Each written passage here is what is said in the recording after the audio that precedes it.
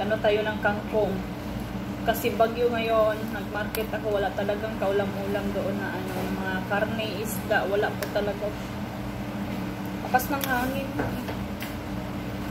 So, at least nakabili ako ng dahon. So, sa bukid ani, ang kaning iyon ani, kaning siya. Iya mo na itanong. May tanong sa ang ano, sana ano ba sa likod bahay. Dere, wala man nagtatanong na ito. Ato na may ilabay. Gusto kayo ulan. Ayun o. Lakas din ang hangin sa labas. Bagyo kasi dito.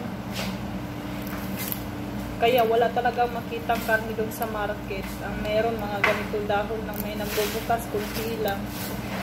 Kaya wala tayong nabili na karne. Kaya ang gawin ko nito, igisa ko na lang siya.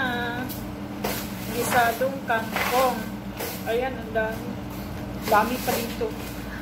Ayan o. Kasi nawa kasi ako dun sa matanda. Kasi sabi niya, bilhin ko na lang daw lahat. Nakabili na ako. Nagbili na ako ng ano, lahat. Tapos sabi niya, bilhin ko na lang lahat. Nawa naman ako nun kasi naulan.